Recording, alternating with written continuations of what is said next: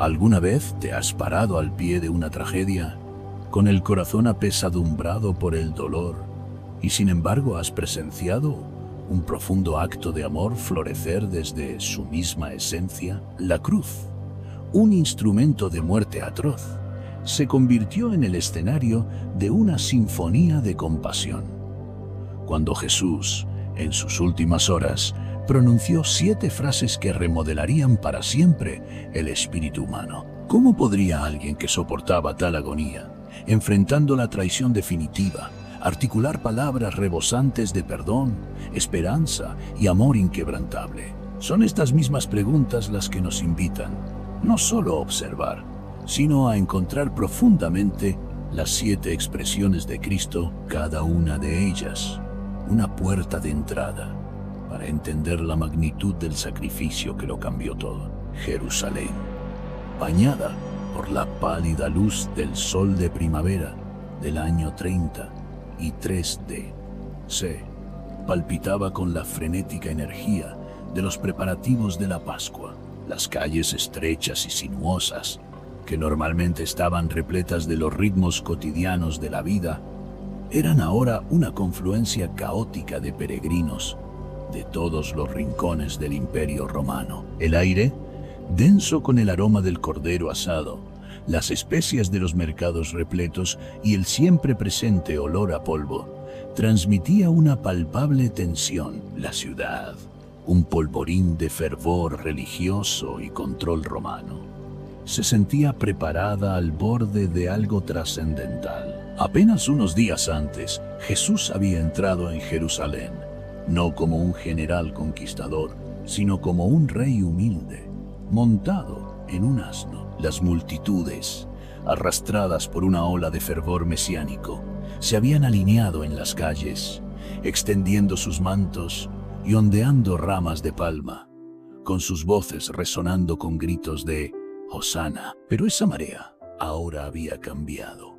Un cambio cruel e inconstante en el sentimiento público. La élite religiosa, amenazada por las enseñanzas de Jesús y su creciente popularidad, había manipulado astutamente a las multitudes, transformando su adoración en un odio venenoso. El Sanedrín, el máximo consejo judío, había planeado su muerte, y el gobernador romano, Poncio Pilato, un hombre conocido más por su conveniencia política que por la justicia, había capitulado ante su sed de sangre, sellando el destino de Jesús.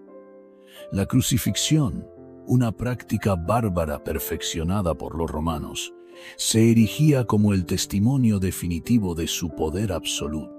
Era una ejecución reservada para los criminales más atroces, para los esclavos rebeldes que se atrevían a desafiar a sus amos, para aquellos que amenazaban el frágil orden del Estado romano. Era un espectáculo público, diseñado para infundir miedo, para servir como un sombrío disuasivo contra cualquier disidencia. La vía dolorosa, el camino del dolor, que Jesús se vio obligado a recorrer, fue un tormento de sufrimiento. Cada piedra desigual amplificaba el dolor insoportable de un hombre ya maltratado por los azotes y el agotamiento. Su cuerpo, ya quebrantado por el brutal látigo romano que había destrozado su carne, se debilitó aún más por el peso de la cruz de madera toscamente labrada que se vio obligado a cargar. El lugar de la crucifixión,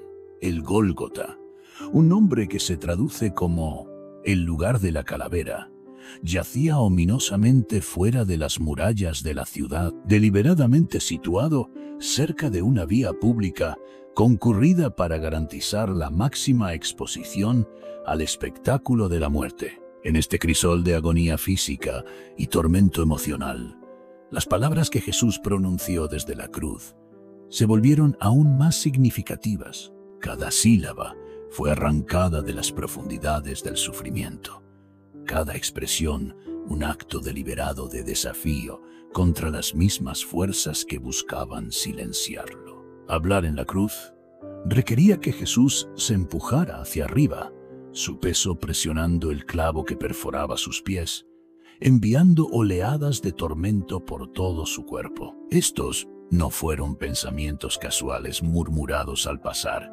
Estas fueron palabras cuidadosamente elegidas, pronunciadas deliberadamente, cada una con un mensaje de profunda importancia para toda la humanidad. La primera palabra: Padre, perdónalos, porque no saben lo que hacen. Fue una asombrosa muestra de compasión divina en medio de una crueldad inimaginable. Incluso cuando los clavos fueron clavados en sus manos y pies, incluso cuando la multitud lanzó insultos y los líderes religiosos se burlaron de su sufrimiento, las primeras palabras de Jesús desde la cruz encapsularon la esencia misma de su ministerio terrenal.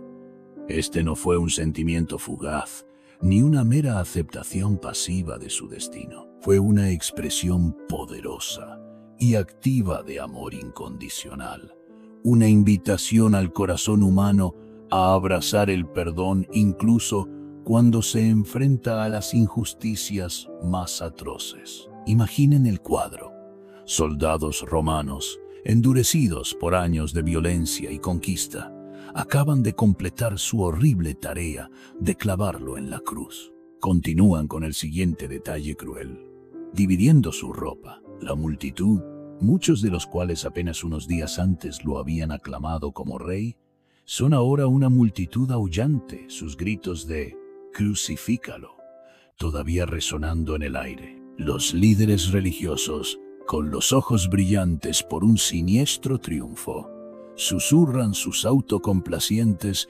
pronunciamientos de victoria. Sin embargo, frente a esta monstruosa muestra de depravación humana, Jesús pronuncia palabras de perdón.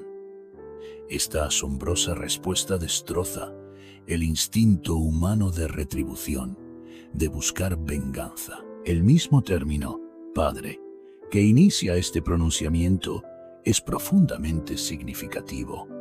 Incluso en este momento agonizante, Jesús mantiene su relación íntima con Dios, la fuente misma de su ser. Esta palabra habla del vínculo inquebrantable entre el Padre y el Hijo, incluso cuando el peso del pecado del mundo que llevaba sobre sí mismo amenaza con crear un abismo de separación. La súplica de perdón se extiende mucho más allá de los involucrados directamente en su crucifixión. Abarca a los soldados romanos que llevaron a cabo el acto, a los líderes religiosos que lo orquestaron, a las multitudes volubles que exigieron su muerte, y en un sentido más amplio, a toda la humanidad, cuyos pecados contribuyeron a este horrible evento.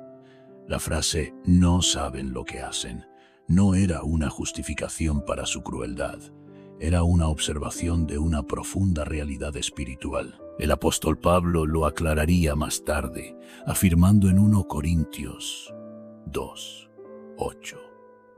Ninguno de los gobernantes de esta era lo entendió, porque si lo hubieran hecho, no habrían crucificado al Señor de la gloria. Su ignorancia no era una excusa, sino una explicación que arrojaba luz sobre las profundidades de la inconmensurable misericordia de Dios. Esta primera palabra estableció un principio fundamental de la fe cristiana.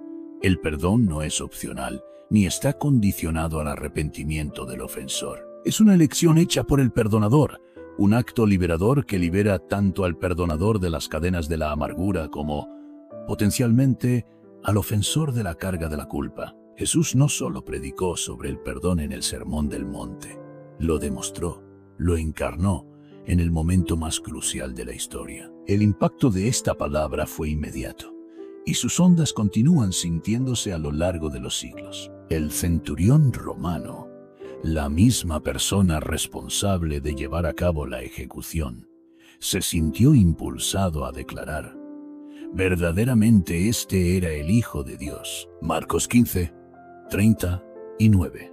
En las semanas que siguieron, muchos sacerdotes se hicieron creyentes en Cristo.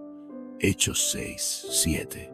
sin duda conmovidos por esta muestra sobrenatural de amor. Esta palabra también sirvió como cumplimiento de la profecía del Antiguo Testamento, particularmente Isaías 53:12. En el apogeo del rechazo de la humanidad a Dios, Jesús respondió con la máxima expresión de su amor. Esta paradoja está en el corazón mismo del mensaje del Evangelio. Padre, perdónalos. Continúa resonando a través de los siglos como un llamado a la transformación. Esteban, el primer mártir cristiano, modeló este comportamiento cuando fue apedreado hasta la muerte. Hechos 7:60, reflejando el perdón que vio en su Salvador. Innumerables cristianos a lo largo de la historia, cuando enfrentan persecución e injusticia, han encontrado consuelo y fortaleza en estas palabras, encontrando la capacidad de perdonar a quienes les han hecho daño. Para nosotros hoy, esta primera palabra presenta tanto un desafío como una promesa. Un desafío a perdonar ante actos aparentemente imperdonables, y una promesa de que el perdón de Dios está disponible para todos, independientemente de la enormidad de sus ofensas.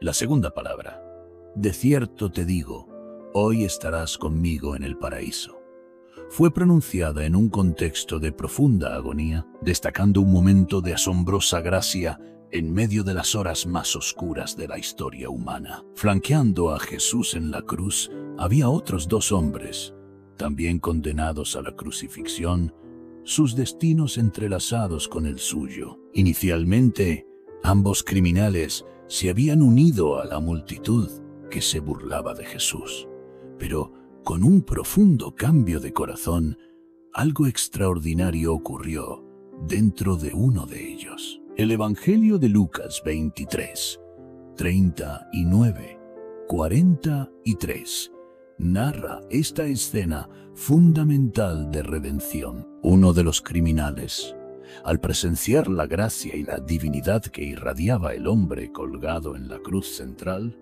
reprendió a su compañero diciendo: «¿Tú no temes a Dios, ya que estás bajo la misma sentencia? Nosotros somos castigados con justicia, porque estamos recibiendo lo que merecen nuestros actos. Pero este hombre no ha hecho nada malo». Luego, volviéndose hacia Jesús con la voz cargada de humildad y anhelo, hizo una súplica de lo más simple: «Señor, acuérdate de mí cuando vengas en tu reino». La respuesta de Jesús fue inmediata e inequívoca: «De cierto te digo, hoy estarás conmigo en el paraíso». Esta segunda expresión desde la cruz revela verdades invaluables sobre la naturaleza de la gracia, el camino de la salvación y el carácter mismo de Dios. Es esencial señalar que Jesús precede su respuesta con «de cierto» o «amén» en el griego original, una declaración enfática que subraya la certeza absoluta de su promesa. La petición del criminal arrepentido no era de trato preferencial o de rescate inmediato. Simplemente pidió que se acordaran de él. Sin embargo, Jesús le ofrece infinitamente más: compañía inmediata conmigo, seguridad absoluta hoy y un destino eternamente glorioso. En el paraíso, esta abundante muestra de gracia revela la esencia misma del carácter de Dios. La palabra paraíso tenía un profundo significado en el pensamiento judío, invocando la imagen del jardín del Edén, el estado de comunión perfecta con Dios. Jesús promete no simplemente una entrada futura en este reino bendito, sino una conexión directa y personal, un estado de estar conmigo. La salvación aquí no es solo un destino, es una relación, una conexión íntima con lo divino. Este evento destroza varias ideas erróneas sobre la salvación. En primer lugar, demuestra que la salvación no se gana a través de las buenas obras o los rituales religiosos. El ladrón, en sus últimos momentos, no pudo ser bautizado, realizar actos de penitencia o embarcarse en una vida de buenas obras. En segundo lugar, demuestra que nunca es demasiado tarde para volverse a Dios con arrepentimiento genuino. En tercer lugar, muestra la naturaleza inmediata de la gracia de Dios, dada gratuitamente como un regalo, no como algo que se debe ganar. La fe del ladrón arrepentido es nada menos que asombrosa. En un momento en que los propios discípulos de Jesús habían huido aterrorizados y el desespero reinaba supremo, reconoció no simplemente a un hombre inocente siendo crucificado injustamente, sino a un rey a punto de ascender a su trono eterno. Su confesión de fe, en medio de lo que parecía ser una derrota abyecta, brilla aún más intensamente. Esta palabra también ilumina la naturaleza de la verdadera conversión. El ladrón encarna los elementos centrales del arrepentimiento genuino: el reconocimiento del propio pecado, la confesión pública de fe en Cristo, la corrección de un compañero pecador y la creencia inquebrantable en el poder salvador de Jesús. Su conversión es un paradigma para el verdadero cambio. La promesa de hoy es particularmente significativa. Contradice los conceptos de purgatorio o largos períodos de purificación después de la muerte. Jesús asegura al ladrón arrepentido que sería salvado de inmediato y que estaría en la presencia misma de Dios. La gracia de Dios opera sin demora, sin más condiciones que un corazón sincero y confiado. Esta segunda palabra, desde la cruz, sigue siendo un faro de esperanza para todos los que se sienten demasiado pecadores o demasiado tarde para la redención. Si un ladrón, muriendo en una cruz junto a Jesús, puede ser salvado en sus últimos momentos, nadie está fuera del alcance de la gracia de Dios. La diferencia entre los dos ladrones también es increíblemente instructiva. Ambos observaron al mismo Jesús, escucharon las mismas palabras y experimentaron el mismo sufrimiento. Sin embargo, uno eligió burlarse y despreciar, mientras que el otro eligió creer y abrazar la misericordia ofrecida. La cruz de Cristo, un símbolo del sacrificio supremo, siempre exige una respuesta. Sigue siendo el punto de inflexión decisivo en la historia humana, llamándonos a cada uno de nosotros a elegir nuestro propio camino, ya sea hacia la creencia o la incredulidad. La tercera palabra: mujer, he ahí tu hijo, he ahí tu madre, cambia el enfoque de la salvación divina al sagrado vínculo de las relaciones humanas. En el mismo epicentro del drama de la redención, Jesús, que todavía soportaba un sufrimiento inimaginable, se detiene para expresar una tierna preocupación por su familia terrenal. Volviéndose hacia su madre María y hacia Juan, el discípulo amado, pronuncia palabras que subrayan la importancia de las conexiones humanas, incluso en medio de su llamado divino. Mujer, he ahí tu hijo, y he ahí tu madre. Juan 19. 26-27. María, que 33 años antes había recibido el anuncio angelical de Gabriel, estaba ahora al pie de la cruz, experimentando el cumplimiento agonizante de la profecía de Simeón: una espada atravesará tu propia alma también. Lucas 2:35. El corazón de la mujer que había guardado todas las cosas en su corazón estaba ahora destrozado por la agonía de ver a su hijo crucificado. Vale la pena señalar que Jesús se dirige a María como mujer y no como madre. Esto no era para crear distancia o para expresar una falta de afecto, sino para resaltar la universalidad de este momento. Esta misma forma de tratamiento se había utilizado en la fiesta de bodas en Caná, marcando el comienzo de su ministerio público. Y ahora, en la cruz, señalaba la culminación de su misión de salvación. Juan, mencionado en los evangelios como el discípulo a quien Jesús amaba, recibe una responsabilidad sagrada. Desde ese mismo momento, Debía llevar a María a su casa, adoptando el papel de hijo, asegurando así su bienestar físico y emocional. Esto se extiende mucho más allá de las consideraciones prácticas. Establece una nueva familia espiritual, basada no en lazos de sangre, sino en la fe en Cristo. Esta tercera palabra revela aspectos clave del corazón de Jesús. Incluso mientras soporta la carga de los pecados del mundo y sufre la tortura de la crucifixión, expresa una preocupación práctica por aquellos a quienes amaba. Su amor divino no reemplaza el afecto humano, sino que en cambio lo perfecciona. Este momento también reverbera con el quinto mandamiento: honra a tu padre y a tu madre. Jesús, cumpliendo la ley en cada detalle, incluso hasta su último aliento, asegura que su madre será provista y protegida. Este es un paradigma para todos los creyentes, un ejemplo de la importancia vital de las obligaciones familiares, incluso en las circunstancias más desafiantes. La presencia de María y Juan, al pie de la cruz, contrasta marcadamente con la ausencia de los otros discípulos, que se habían dispersado con miedo. Esta pequeña banda de fieles seguidores, junto con las otras mujeres mencionadas en los evangelios, demuestra que el verdadero amor perdura, incluso ante las situaciones más desgarradoras. Esta palabra también tiene profundas implicaciones para la Iglesia.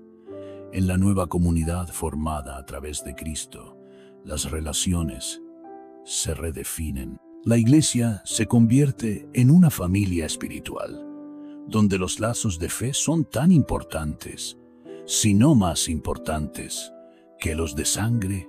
Juan, en este escenario, representa a todos los discípulos que, a lo largo de la historia, están llamados a cuidarse y nutrirse mutuamente como familia. La preocupación de Jesús por su madre también destaca el hecho de que la verdadera espiritualidad no nos separa de las exigencias prácticas y relacionales de la vida. Incluso en el momento espiritual más profundo de la historia, Jesús atiende las necesidades reales de quienes le son más cercanos. María, al pie de la cruz, se convierte en un símbolo de todos los que han sufrido mientras observaban a sus seres queridos en la agonía. La espada que atravesó su alma es un dolor sentido por innumerables madres, padres, cónyuges y seres queridos a lo largo de los siglos.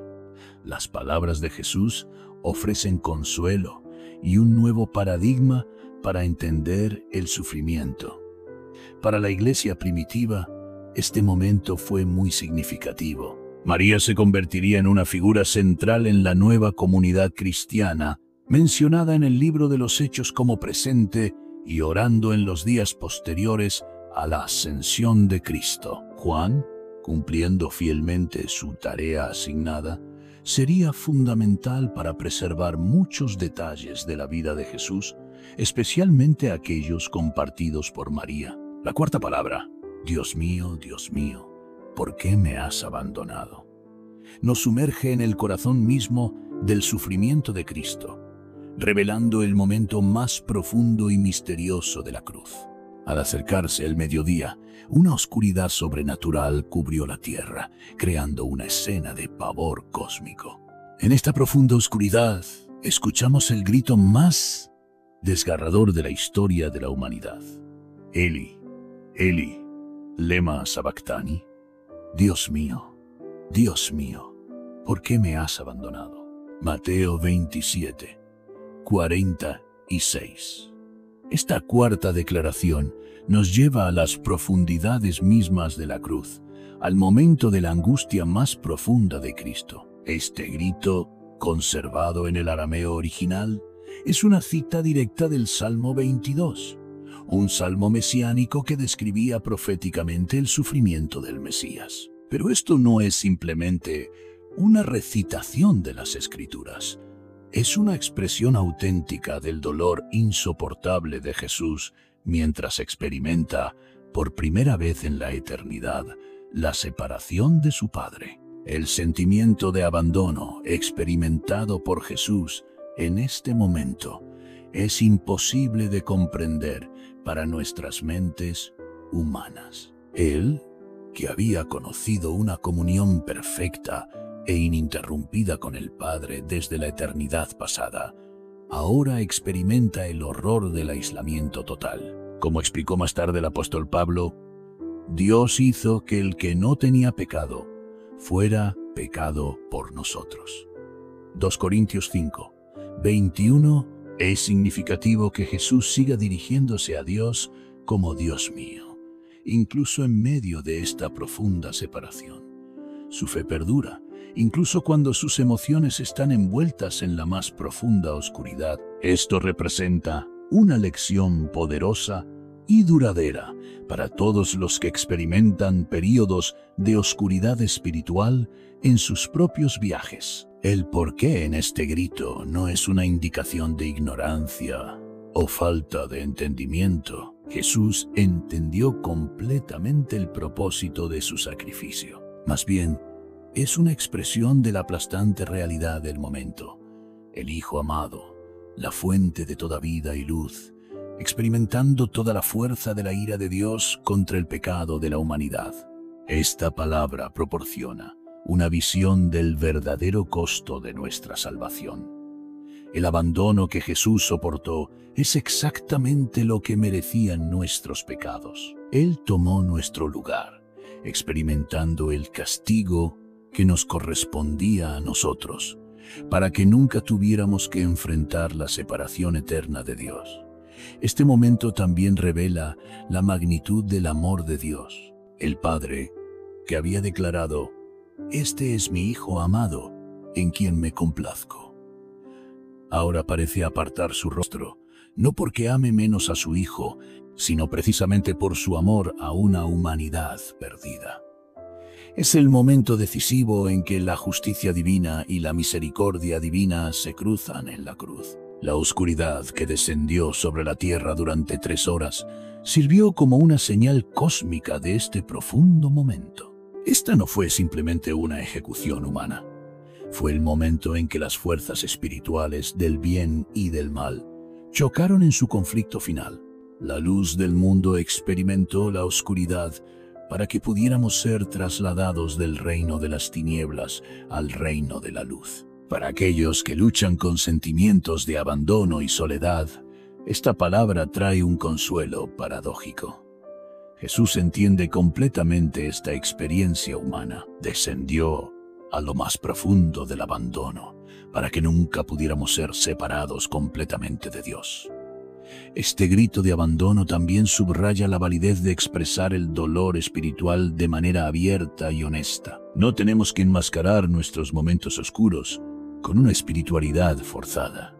Jesús modela el hecho de que podemos ser completamente sinceros con Dios sobre nuestras luchas y preguntas más profundas. Este momento marca el clímax del sufrimiento vicario de Cristo, el sacrificio sustitutorio en nuestro nombre. La copa del sufrimiento que había aceptado en Getsemaní ahora se está vaciando hasta su última gota amarga. La maldición del pecado, la separación de Dios, se está soportando por completo, para que la humanidad pueda ser restaurada a la relación con su Creador. Finalmente, esta palabra es un recordatorio del costo infinito de nuestra redención.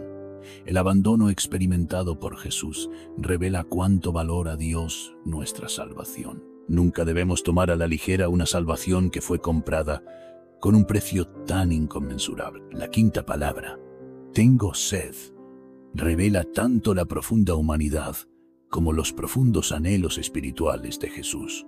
Más tarde, como reconociendo la plena consumación de su propósito y el cumplimiento de la profecía, Jesús dijo: «Tengo sed». Juan 19, 28. Esta declaración aparentemente simple, nacida de las profundidades de un sufrimiento agonizante, está preñada tanto de significado físico como espiritual. La sed física de Jesús era una realidad insoportable de la crucifixión. Después de horas de tortura, una grave pérdida de sangre y la exposición al sol abrasador, su cuerpo estaba gravemente deshidratado. Esta intensa sed fue predicha en el Salmo 22, 15. Mi fuerza se ha secado como un tiesto, y mi lengua se pega a mi paladar. En respuesta a esta súplica, los soldados le ofrecieron un trago de vino agrio, vinagre, en una esponja, cumpliendo la profecía del Salmo 69, 21. Me dieron veneno por comida, y para mi sed me dieron a beber vino agrio. Este vinagre, una bebida ácida común para los soldados romanos, era diferente de la mezcla de vino y mirra que se había ofrecido antes. Pero más allá de la realidad física de su sed, estas palabras expresaban un anhelo espiritual mucho más profundo. Jesús, que se había identificado a sí mismo como el agua viva, que había invitado a todos los que tenían sed a venir a él, ahora experimenta la sequedad espiritual más profunda. Es la sed de la reunión con el Padre, rota temporalmente por el peso del pecado que había llevado sobre sí mismo. Esta palabra también revela la plena humanidad de Jesús. No se parecía simplemente a un ser humano. Experimentó las mismas limitaciones y vulnerabilidades que definen la condición humana.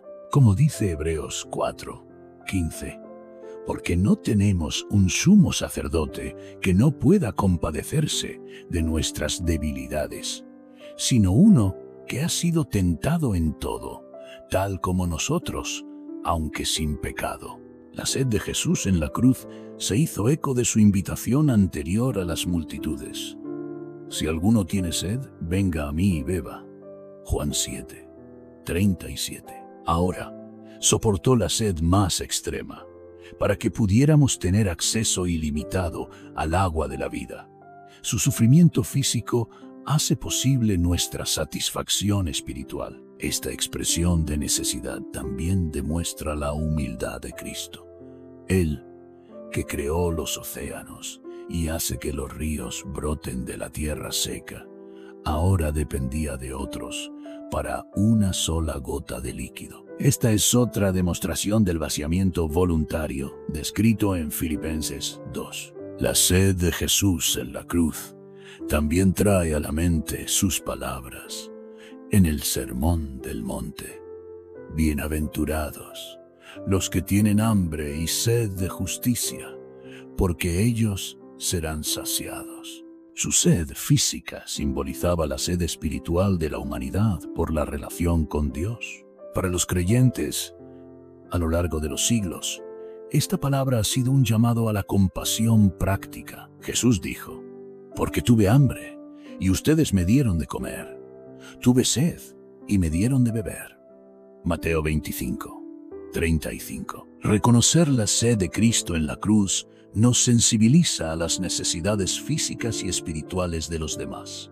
En un nivel más profundo, esta palabra expresó el deseo apasionado de Jesús por la salvación de la humanidad. Su sed no era meramente por agua, sino por la culminación de su misión de salvarnos. Como había declarado en Juan 4, 34, mi comida es hacer la voluntad del que me envió y terminar su trabajo. Este momento también nos recuerda que nuestros propios anhelos espirituales solo pueden saciarse verdaderamente en Cristo. Como escribió Agustín, nos hiciste para ti, oh Señor, y nuestro corazón está inquieto hasta que descansa en ti. La sed de Jesús en la cruz ha hecho posible que nuestra propia sed de Dios quede completamente satisfecha. La sexta palabra, consumado es, resuena como la declaración más poderosa y victoriosa de la historia humana. Tetelestai, consumado es.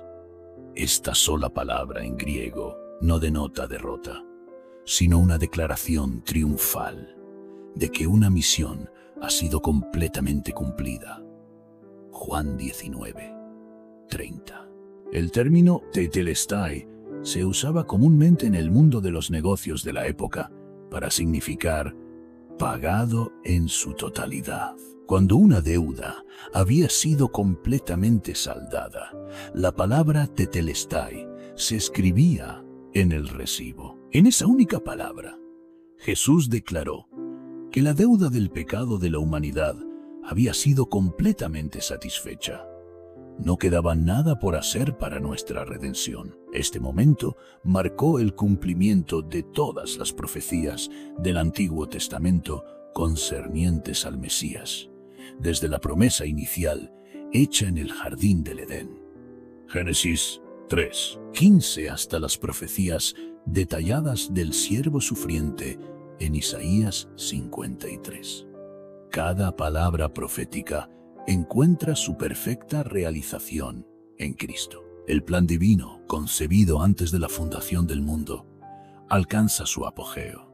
Esta declaración también marca el fin del sistema sacrificial del Antiguo Testamento. El velo del templo se rasgó en dos, de arriba a abajo, en el momento de la muerte de Jesús, lo que significa que el acceso a Dios ahora estaba disponible libremente para todos a través del sacrificio perfecto de Cristo. Los sacrificios de animales, que habían sido meras sombras que apuntaban a la realidad, ahora dan paso a la realidad última que representaban. Consumado es, significa que la obra de nuestra salvación está completa.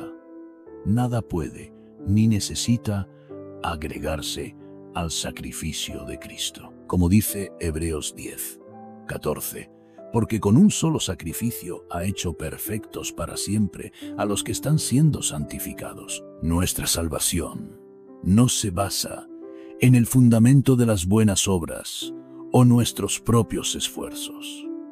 Esta palabra también significa la derrota final de Satanás. La antigua promesa de que la descendencia de la mujer aplastaría la cabeza de la serpiente, hecha en el jardín después de la caída de la humanidad, ahora se cumple en la cruz, como Pablo escribiría más tarde. Y habiendo despojado a los poderes y autoridades, hizo de ellos un espectáculo público, triunfando sobre ellos por la cruz. Colosenses 2:15. La finalidad de esta declaración nos asegura que la obra de Cristo es suficiente. No hay necesidad de sacrificios adicionales, penitencias u obras buenas para garantizar nuestra salvación, como declaró el autor de Hebreos, y donde estos han sido perdonados, ya no es necesario el sacrificio por el pecado. Hebreos 10:18. Esta palabra también simboliza el fin de la separación entre Dios y la humanidad. El muro de hostilidad ha sido demolido. El camino hacia el lugar santísimo se ha abierto y se ha logrado la reconciliación. Como declaró Pablo, Dios estaba reconciliando consigo al mundo en Cristo. 2 Corintios 5:19. Para el creyente individual, consumado es, trae una paz profunda. Ya no tenemos que vivir bajo el peso constante de nuestro pecado. El precio ha sido pagado en su totalidad, la batalla ha sido ganada y la obra se ha realizado a la perfección. Esta declaración también tiene profundas implicaciones para nuestra santificación, nuestro crecimiento continuo en la santidad. Aunque nuestro viaje de transformación es continuo, la base para esa transformación ya se ha establecido en la cruz. Vivimos desde una posición de victoria, no esforzándonos por lograr la victoria. El grito triunfal de Jesús, desde la cruz, continúa resonando a través de los siglos, recordándonos que en nuestra mayor debilidad se encuentra nuestra mayor fortaleza. Cuando nos sentimos derrotados, podemos proclamar con confianza: pero gracias sean dadas a Dios. Él nos da la victoria por medio de nuestro Señor Jesucristo. 1 Corintios 15:57. La séptima y última palabra: Padre, en tus manos encomiendo mi espíritu, marca la finalización de la peregrinación terrenal de Jesús.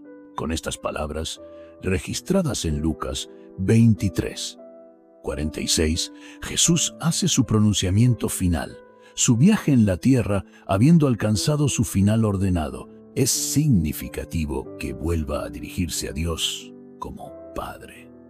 lo que indica que la separación que sintió antes, la angustia del abandono, ha sido superada. El vínculo inquebrantable ha sido restaurado y su misión ahora está completa.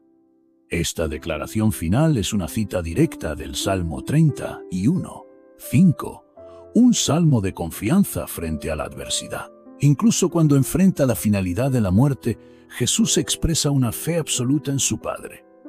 Esta no es una resignación pasiva a la muerte, sino una entrega activa y deliberada de su vida. La palabra encomiendo, en el griego original, implica una acción consciente y segura.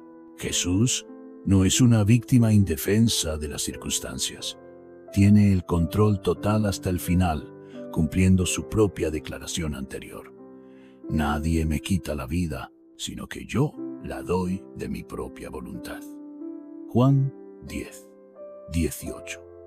La imagen de las manos del Padre invoca los temas de seguridad y protección que prevalecen en todas las escrituras del Antiguo Testamento. Estas son las mismas manos que formaron el universo, las manos que guiaron a Israel a través del desierto y que sostienen toda la creación. Jesús expresa una confianza absoluta en el cuidado amoroso del Padre, incluso frente a la muerte. Esta declaración final establece un estándar para todos los creyentes. Esteban, el primer mártir cristiano, se hizo eco de estas mismas palabras en su propia muerte. Señor Jesús, recibe mi espíritu. Hechos 7:59. Innumerables cristianos a lo largo de los siglos han encontrado consuelo y fortaleza en estas palabras al enfrentar la inevitabilidad de su propia mortalidad. Este momento también revela la naturaleza trina de nuestra salvación. El Hijo encomienda su espíritu al Padre, habiendo completado la obra que fue ordenado hacer. Como ha señalado un teólogo, en la cruz vemos al Hijo ofreciéndose al Padre a través del Espíritu Eterno. Hebreos 9:14. Esta entrega voluntaria de su Espíritu marca la transición de la humillación de Cristo a su exaltación. Como escribió Pablo, se humilló a sí mismo, haciéndose obediente hasta la muerte. Sí, muerte de cruz. Por lo tanto, Dios lo exaltó al lugar más alto y le dio el nombre que está por encima de todo nombre. Filipenses 2:8-9. Para nosotros, hoy, estas últimas palabras proporcionan un modelo de cómo debemos vivir y morir. Nuestras vidas deben estar marcadas por la misma confianza inquebrantable en el Padre, la misma disposición a entregarle todo y la misma certeza en su cuidado soberano. La paz que Jesús muestra en sus últimos momentos contrasta marcadamente con la agonía anterior. La batalla ha sido ganada.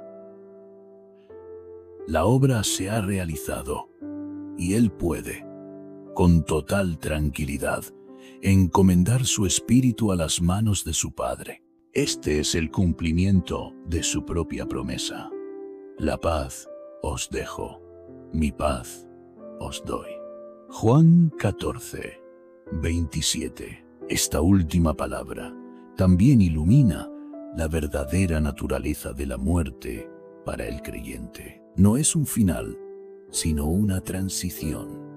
No una derrota, sino un paso a la presencia misma del Padre. Como declararía Pablo, porque para mí el vivir es Cristo y el morir es ganancia.